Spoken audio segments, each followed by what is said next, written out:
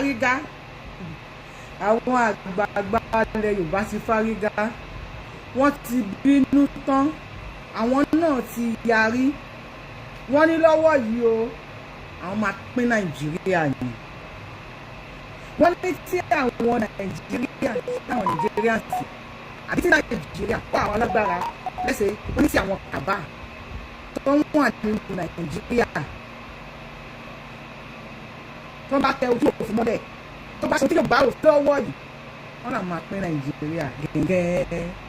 gẹ́gẹ́ ó dáa báyìí tó bá ń gbọ́ dáa báwọn ó ti ń bẹ́tà báwọn báyìí now so ẹ̀yin àgbàgbà ilẹ̀ Yorùbá ẹ lè sọ tẹ́ ń sọ lẹ́nu láti bàtà tí ń pariwo fún yín ìsín ẹ lè ṣe meeting wípé ẹ máa pín Nàìjíríà with one condition o àbí one condition because wọ́n give condition tí àwọn àgbàgbà Yorùbá máa fi pín Nàìjíríà wọ́n give condition ṣe mọ̀ pé olè òní ṣàgbà olè òní jàgbà kó má ṣe lójú fìrì à ń kọ́ òwe díẹ̀díẹ̀ so àwọn àgbàgbà ilẹ̀ Yorùbá wọ́n ní kó lè tó jàgbà kó tó ṣe lójú fìrì o wọ́n láwọn give condition tó dẹ̀ give ó máa head ní 2027 wípé kí tó lọ síbẹ̀ yẹn mo kọ́kọ́ fẹ́ dọ́dọ̀ Saheed Òṣùpá aláyé thank you èyí tẹ́ wọlé mo kí yín o ẹ káàárọ̀ ẹ káàsán ẹ káalẹ́ ẹ kú dédé àsìkò yìí according to the time tí show yìí bá bá yín because eléyìí surprise mi wípé a lè gbọ́ eléyìí lẹ́nu àwọn àgbààgbà ilẹ̀ Yorùbá lórí ọ̀rọ̀ state police lórí ọ̀rọ̀ insecurity nílẹ̀ Yorùbá àwọn àgbà ilẹ̀ Yorùbá náà ti jáde wọ́n ti ṣe meeting bó tiẹ̀ jẹ́ wípé ọmọ tiwa IGP Túnjí Dìísù ọmọ tiwa nílẹ̀ Yorùbá o wọ́n béèrè fún 60 months 60 not 16 ni o torí mo lè má gbédè mo lè má mọ̀ pé o not 16 months 60 months ọdún mélòó nìyẹn wọ́n béèrè fún 60 months tó máa fi ṣe state police àwọn àgbàgbà Yorùbá ti jáde wọ́n ní kò sí nǹkan tó jọ wọ́n ní kò sí nǹkan tó jọ 60 months kí ni ṣé kò pa wá tán ni àwọn àgbàgbà ilẹ̀ Yorùbá wọ́n ní ṣé kò pa wá tán ni wọ́n láwọn ò gbà àwọn náà ti lọ ṣe meeting ó dà báyìí ó ti ń get started kò sẹ́ni tí ò ní kàn án ojoojúmọ́ ni mo sọ fún yín mo ní ìyà tó wà ní gym ìyà tó ń jẹ tálíkà lọ́wọ́ mo ló wà ní gym ni tó bá yó ó máa mẹ́yìn olówó sọ́wọ́ because tálíkà ò lè yó 60 months ẹ jọ oṣù mélòó ni 60 months yẹn jẹ́ nínú ọdún 60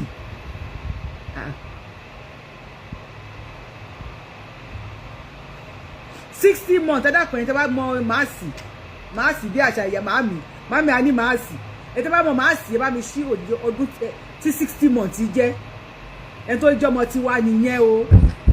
ẹ̀ jọmọ wà nílẹ̀ Yorùbá gan tẹ́ wà ní post ọ̀rọ̀ yín gùn ò yé mi Ọlọ́run ọ̀rọ̀ yín ò yé mi Yorùbá God bless you ẹnìkan ni I kept on saying that Nigeria won't divide until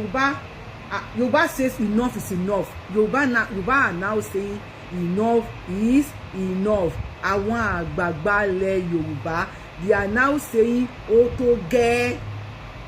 Àwọn àgbààgbà ilẹ̀ Yorùbá saying ó tó gẹ́. Wọ́n láwọn ò ṣe mọ́ ó ṣọ́ọ̀kì mi. Mo dẹ̀ ń sọ fẹ́yìn ìyá yìí 5 years ní 60 months. IGP Túnjí Dìísù ọdún 5 God bless you Jimoh Monísọ́lá ìṣeun gan mo kẹ́yìn tẹ́ kí ni ẹ̀ka rẹ̀ kásìn ẹ̀ka lẹ́kùn dédé àsìkò according to the time tí ṣòyí bá bá yín èní ni 15th of April 2026 ọjọ́ kẹẹ̀ẹ́dógún oṣù kẹrin ọdún 2026 mo fẹ́ ká máa fi Yorùbá mo fẹ́ máa lo àwọn Yorùbá ní at least àwọn òbí kọ̀ọ̀kan ká máa fi Yorùbá gbé lárugẹ now 5 years ni Túnjí Dìísù sẹ́yìn ilẹ̀ ìsọ́nà àbí wọ́n jí yín lójú oorun ni ṣé wọ́n jí yín lójú oorun ni even President Bola Ahmed Tinubu fúnra rẹ̀ àkànbí ọmọ ṣe rí sometimes tá a bá ń bú Tinubu gbogbo ẹ̀kọ́ la fi máa bú Tinubu gbogbo ẹ̀kọ́ la máa fi máa bú Tinubu Tinubu tẹ́ bá rántí ó ti sọ fún àwọn ó ti order àwọn state àwọn tó máa wà ní house yẹn wípé kí wọ́n sign state police láti join ǹjẹ́ mọ̀ pé àwọn ni wọ́n sign ẹ̀ ní o ṣùgbọ́n tó kọ́ fẹ́ yáwó ni tó mọ̀ pé àwọn máa rí pín nínú owó olòṣì wọn máa sáré sign ẹ̀ Akpabio ó bọ́ta ó sọ rádaràda lẹ́nu ó ní insecurity tó ṣẹlẹ̀ ní Nàìjíríà o nítorí wípé ìbò tó ń bọ̀ ní bíbò ṣe ń bọ̀ yẹn ní insecurity ṣe ń pọ̀ tó bá ti di wípé ìbò ti kúrò ńlẹ̀ nísìn wọ́n máa gbé insecurity yẹn ò ní sí mọ́ ẹ jọ̀ọ́ kí ló dé tí wọ́n mú àwọn tí wọ́n ń fa insecurity during ìbò so they let them go because of ìbò wọ́n fi ayé oníkálukú wọ́n fi ń play politics ní Nàìjíríà wọ́n fi ayé oníkálukú wọ́n fi ń gbá game ẹnìkan ti sọ wípé tí Yorùbá bá dìde lẹ́nu pé àwọn ti rẹ́dì wọ́n ní Nàìjíríà máa pín do we say Tinubu is working for Yorùbá ṣé ká sọ pé Tinubu ń ṣiṣẹ́ fún Yorùbá nation ṣé ká rí níbi pé bóyá ń lọ yìí nísìn Tinubu àtàwọn àgbáyé Yorùbá ṣé ká sọ pé wọ́n ń ṣiṣẹ́ fún Yorùbá nation ni àbí ká sọ wípé àwọn alálẹ̀ ilẹ̀ Yorùbá ló ń gbé wọn lẹ́nu sókè ló ń tigi bọ̀ wọ́n ní lábẹ́ kán bọ́ta kan lọ sọ̀rọ̀ wọ́n ti ṣe meeting tán wáyé wọn wá ṣe o ẹ wò pé wọ́n lè má ṣe meeting wọ́n ti ṣe meeting bẹ́ẹ̀ kí tó lọ síbi meeting yẹn ẹjọ́ yìí tèmi ẹjọ́ ẹ pardon mi fún nǹkan tí mo fẹ́ sáré show yìí kò yẹ kí n ṣe pẹ̀lú show tí mo fẹ́ ṣe ṣùgbọ́n torí pé ẹni jẹ́ ní tí mo nífẹ̀ẹ́ sí gan ó jẹ́ ní tí mo nífẹ̀ẹ́ sí gan àjọ̀dàgbà ni bẹ̀tí fún tó bẹ́yà àti ẹ̀wà mọ́ra wa mọ́ nísìn torí ẹni rírì kò jẹ́ ni mímọ̀ ọ̀rọ̀ tó awuyewuye tó ń lọ nípa King Dr. Saheed Òṣùpá Olúfimọ mátàgbàmọ́lẹ̀ mo fẹ́ sáré play fídíò Olúfimọ. Thank you Akorede. Thank you Akorede. Thank you Ayinla Akorede. Thank you so much. I really love you and I appreciate you. I appreciate you so deeply. Even though the last ọ̀rọ̀ tàjọ sọ ni pé tó wọ̀ ló sọ pé kìíní kan kìíní kan. Àwa tẹ́ńtà bá nífẹ̀ẹ́ àwa nífẹ̀ẹ́ ẹ̀ ni. Àwọn tí wọ́n sọ níwáyé pé Saheed Òṣùpá ó da Sunday Igboho Saheed Òṣùpá you know I came out Saheed Òṣùpá ṣe máa da Sunday Igboho àwọn níbi táwa ti wá ní èjè àwa ò kí ń wọ ọ̀dàlẹ̀ and Saheed Òṣùpá ọmọ August ni ọmọ Leo ni same month same star lèmi àti Saheed Òṣùpá jọ ń lò a kì í dalẹ̀ a lè burú and bí burú wa kò sí pé a burú báyìí yẹn a máa ní discipline ni people àwọn tí wọ́n mọ̀ Saheed Òṣùpá àwọn ẹ má súnmọ́ o Saheed Òṣùpá èèyàn burúkú ni o ẹ má súnmọ́ àwọn bàálò wọ́n lè ròyìn Saheed Òṣùpá àbí àwọn tó jọ gbé Saheed Òṣùpá ni ó ní kinní kan tó bá ṣe wèrè kò rán iṣẹ́ ẹsẹ̀kẹsẹ̀ máa sáré fi blow tẹ̀lé ẹni kò rán ẹ ìyẹn ò kí self discipline lèmi rí sí Saheed Òṣùpá kì í ṣèyàn tí ò dáa wọ́n ń tabá rí ọlọ́rọ̀ ẹni sọ̀rọ̀sọ̀rọ̀ la máa ń dà. Now I can now see why Saheed Òṣùpá àti olóyè Sunday Adéyẹmọ Ìgbòho ṣá tí wọ́n fi jọ jẹ́ ọ̀rẹ́ bá mi ní kò sí tó jẹ́ àwọn méjèèjì ìwà wọn jọra wọn ìwà Saheed Òṣùpá àti ìwà olóyè Sunday Ìgbòho ìwà wọn jọra wọn gan tẹ́wọ́ pé báyìí ẹ má súnmọ́ o kò dá o ológun ní o tó bá yẹ pé bẹ́ẹ̀ ni Saheed Òṣùpá fi ṣe tó ṣe jẹ́ èèyàn tí kò dáa kò ní sọ àwọn ọ̀rọ̀ tó sọ yẹn and Kórèdé Àyìnlá ó ti mọ́ mi lára ni o pé tí fídíò yìí bá dọ́dọ̀ yín ó mọ tí ó ti mé mi lára olóyè Sunday gbẹ̀pọ̀ má pa àdìsá ọkọ mi gan àdìsá so Akórèdé mátàgbàmọ́lẹ̀ Olúfimọ mo fẹ́ ṣe ṣó mo fẹ́ sọ nípa yín mo fẹ́ pẹ́lú ẹ̀bẹ̀ mo fẹ́ fi appreciate wípé ẹ wùwà ọmọ tí wọ́n bí lé ọgbọ́n tí wọ́n gbé lọ sóde ìmọ̀ràn ẹ wùwà tó ń jẹ́ ọmọ ọkọ ẹ wùwà oṣù tó bí yín. It takes a lot of courage kéèyàn ṣe kó wá bọ́ síta kó sọ pé ẹ má bínú. It takes a very extremely courage kíyàn tó lè bọ́ta pé ẹ̀yin tí mo ṣe ẹ má bínú. Òṣùpá I don't mi mo fẹ́ sọ̀rọ̀ yín but I am saying thank you, I appreciate you. Saheed Òṣùpá came out ẹ jẹ́ ká play Àyìnlá thank you. Ó ní jábọ́ láyéláyé ẹ bá mi ṣe ìwúre fún Òṣùpá níbi tó dé yẹn, ibi tí Òṣùpá dé lẹ́jọ́ èmi, and he can come out to apologize publicly. Òṣùpá, you are a very knowledgeable and a talented man. Ó ní jábọ́, kò sẹ́ni tó máa ń dọwọ́ bo ògo, kò sẹ́ni tó máa ń dọwọ́ bo ògo Òṣùpá. We know what you as in àmọ́ tó Òṣùpá tó là kọjá kó tó débi tó dé, orí tó gbági tó gbọ́pẹ̀ l'Òṣùpá, orí tó máa ṣe tó máa jẹ mọ́sà ayò bàbá mi máa ń sọ inú aago dẹ ló ti máa ń wá bóyá máa ń pa òwe yẹn. Òṣùpá ẹni tó fara lugi, tó fara lu ọ̀pẹ, tó fara lu gbá èjè mẹ́ni àwàtàwà láti ibẹ̀ yẹn, ó máa àti àpáta dìde, a máa ń ti ẹrọ̀fọ̀ dìde ni, and nínú ẹrọ̀fọ̀ yẹn you have to use all your strength. Wàá lo wèrè, wàá lo gbáǹkọ́, wàá lo anything pé ibi tó ní kí wípé má gbé bẹ̀ ló máa gbé. Òṣùpá is the kind of person pé ní tí ò bá jẹ́ tó ní ṣókò, let me go that way, tí Òṣùpá bá ní dáńgbáná tí ò ní ṣókò lórí, Òṣùpá ò ní sí nínú music industry lẹ́nu kó máa yí àwọn ọlọ́gbọ́n, àwọn olóye tí wọ́n bá mọ̀ nípa ọ̀rọ̀ yẹn. Tí Òṣùpá ò bá burú, tí Òṣùpá ò bá le, tí Òṣùpá ò bá ya àkànlé òkúta, Òṣùpá ò ní sínú music industry lẹ́nu. Tó bá dẹ̀ máa wà nínú music industry, ara àwọn tó máa wà lọ́wọ́ ẹ̀yìn ló máa wà, kò ní sí níbi tó wà yẹn. Kò wá ń ṣe èmi lẹ́nu kó máa sọ pé ó máa jábọ́. Òṣùpá ò ní jábọ́ o, Akóredé ò ní wálẹ̀ láyé ò ní wálẹ̀. Tó bá kọlá ọjọ́ kan tá a pàdé níbi omi ní Bádíà, tí wọ́n máa ń pè ní ibi omi Bádíà yẹn, tí wọ́n better life, níbi omi better life tí tójú òun rọ̀, mo wọ ẹ báyìí pé àgbàdo lọ́lọ́ kan tí ẹ̀dá kan ò rí pé ẹnìkan ń lọ tó important nínú ayé. I can remember that was 1983 fẹ́ wo kíní yẹn 97 when you were going better life ní Bádíà tá à ń wọ inú omi lọ.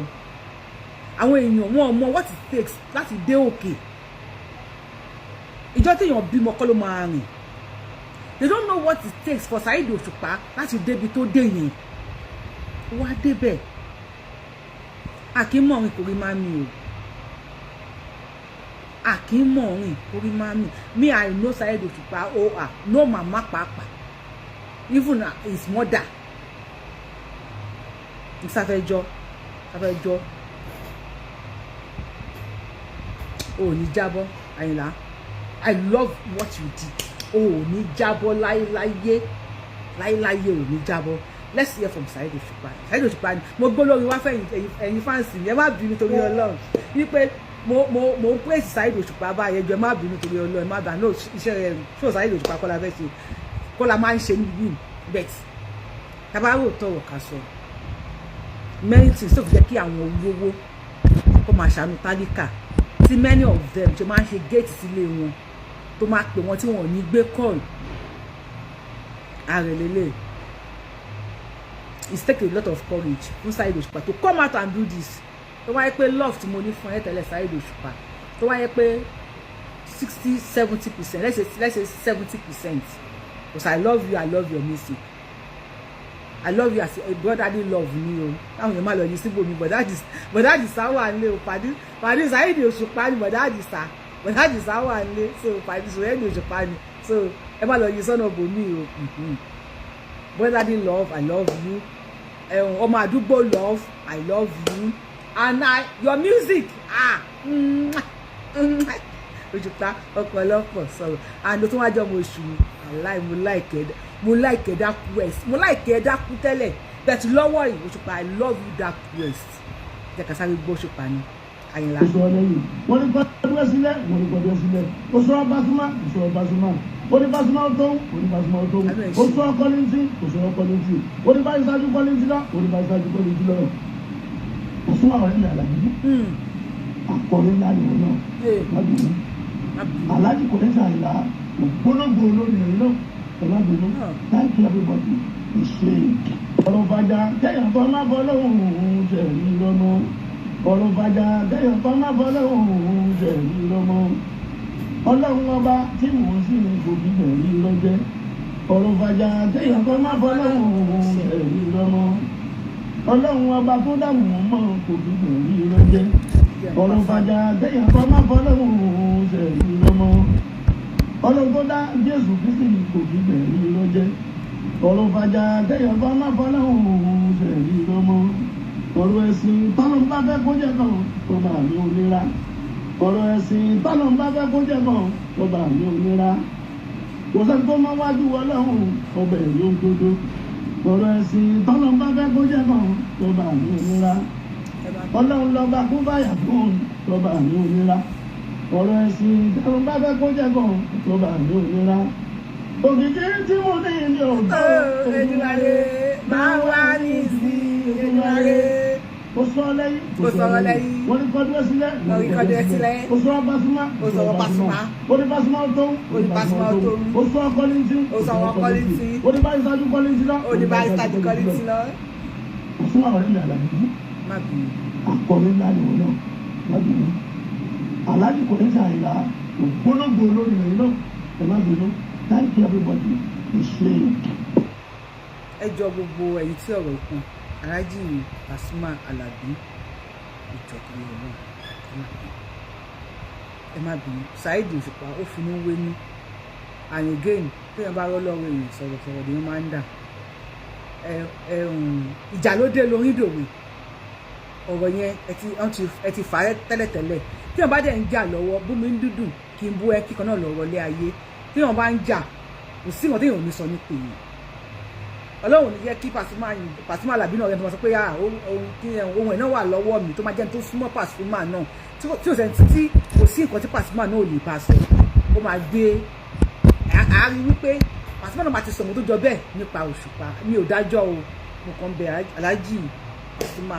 Wàsíù Àlàbí ẹni òkè lẹ́yìn náà ẹ̀mí jábọ́ lágbára Ọlọ́run gbogbo ẹ̀yin tẹ́ ti wà lókè tó lè mi fẹ́ kọ́ máa wọn ọmọ tèmi kí wọ́n gòkè pẹ̀lú ti wà lókè ẹ̀ní jábọ́ lágbára Ọlọ́run ṣé wàá rí bàbá mi Kébé ń kó ara Àyìnlá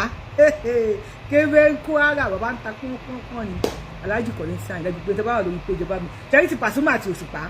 nǹkan kan náà jọ làwọn méjèèjì ọ̀rẹ́ àtọ̀rẹ́ ni wọ́n ṣẹ́rí bàbá wa kò ní sí Àyìnlá Kébé ń kó ara dáàbì wa ẹ̀jọ̀ ẹ má bínú torí Ọlọ́run ọmọ yín ni Saheed ó ń bá ọmọ tẹ́ ẹ bí nínú yín jórúkọ Àyìnlá lẹ́yìn Àyìnlá ni Saheed náà ó tún bá ẹ̀yìn bàbá náà jẹ́ orúkọ bàbá wa Aláàjì Kọ́lìntì Àyìnlá Kébé ń kọ́ ẹ fún mi lórí Kọ́lìntì Àyìnlá kan ẹ fún mi lórí Kọ́lìntì Àyìnlá kan lórí comment section torí Ọlọ́run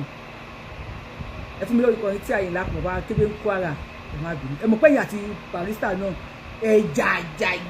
bẹ̀rẹ̀ nísìnyí àbáwá mẹ́sì wọ́n ṣe tàbí nǹkan jọ́ ọ̀kan tó ń sunkún ọ̀rẹ́ mi ní Síkírù bẹ́ẹ̀ ló ṣe máa rí ẹ má bínú sá now àti bọ́lẹ̀ ńbẹ ẹ ṣe Saheed Òṣùpá I love you and I love you so deeply thank you sir ẹ ṣe mo love gbogbo ẹ̀yin fans mi náà ẹ ṣe ẹ káwọ̀ ìjọ yóyó padà sí ìjọ yóyó náà ìjọ yóyó ok ìjọ yóyó mo rá ọmọdé kan tó ń jíjó yóyó níjà mọ́ tí wọ́n yóyó mo tún rẹ́ gbàlagbà tó ń jíjó yóyó ẹ ṣe gan ìjọ yóyó ní orí àwọn ìjọ yóyó everybody love ìjọ yóyó lórí iṣọ́ yìí lè rìn tó bá ti máa pè wọlé ó gbọ́dọ̀ kọ orin Saheed Òṣùpá kan fún wa tàbí kò kọ ti Kọ́lìntì kan tàbí kò kọ ti Pasuma kan ìwọ tó bá ti mọ kankan kọ nínú mẹ́ẹ̀ta má pè wọlé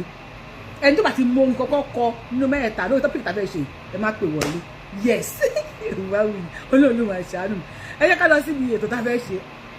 dáa ìpín ti lo 20 minutes lórí Saheed Òṣùpá nìkan ẹ bá mi fà ẹ tẹ́ wà lórí TikTok ẹ máa bọ̀ lórí YouTube ẹ sáré lè kí ni fún mi mo ṣe máa flip the camera. I know I don't know Hausa or Fulani language, but with what I'm seeing, it shows that what this man is doing is not fair, it's not good. This is somebody's farm being destroyed to feed cows. It's unfair. If you understand what this man is saying, please tell me in the comments. But as for me, I know it's not fair at all. Just listen to him. And he's doing it with all happiness. I don't know.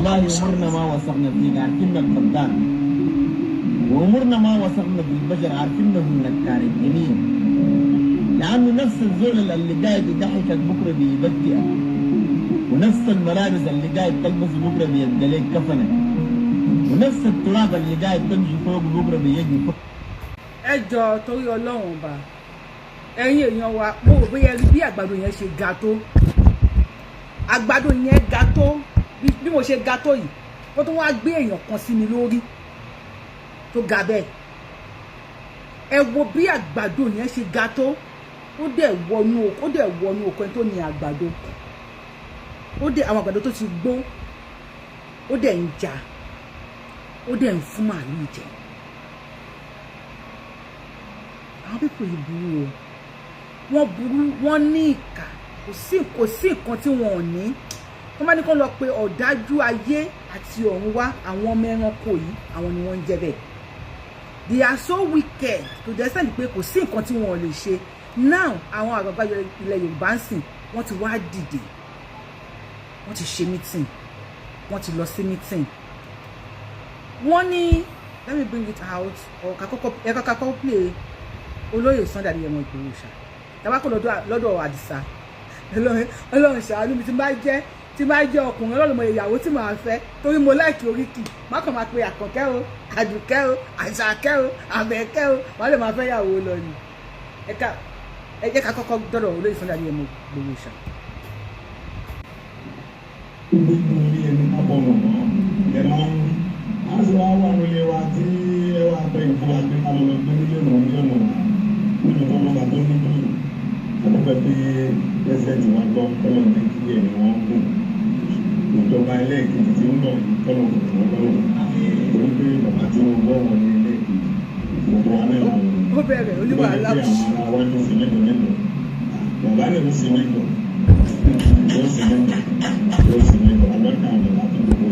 Àdìsáyé àwọn bàbá yìí òṣèlú ló dé ní ẹ̀dàrú wọ́n ní ọba kan lórí gbogbo lẹ́yìn Ọlọ́run àwọn bàbá tó kàn rèé wọ́n bá sọ pé báyìí ọgbọ́dọ̀ níbẹ̀ ṣùgbọ́n gbà tí àwọn olóṣèlú dé wọ́n da wọ́n yí nǹkan kó wọ́n tọ́ ọ̀bọ̀ wọ́n sì tọ́ ọ̀bọ̀ náà àṣẹ yẹn sì ń bẹ́ẹ̀ ṣùgbọ́n àwọn bàbá ìrọ̀lú àṣẹ tí ń bẹ lẹ́nu wọn ọ̀gbọ́dọ̀ fi sílẹ̀ fún àwọn ọmọ tí wọ́n ní tó gbé ohun tí wọ́n ń jọba lé lórí náà ní àwọn aráàlú ìjọba lé lórí wọn bí wọ́n jọba tó dáa náà ní àǹfààní. ẹ jọ tó yọ lọ ẹ bá wa tẹtán pọ̀ lórí iṣu ẹ bá wa ṣí ẹ fídíò ẹ jọ ẹ jẹ́ káwọn èèyàn rí gbọ́ wípé àwọn àgbààgbà wá sí bọ́tà wọ́n ti ṣe meeting wọ́n dẹ̀ ti yàrí wípé pínpín ní Nàìjíríà but on one condition yẹn à ń lọ síbẹ̀ náà Àdìsá wọ́n sàn. ètò ń fèmí láti wá pé káwọn kẹta lè ṣe sí ọ̀rọ̀ ààbò wa torí ìlú wa níbi ìlú nìyí.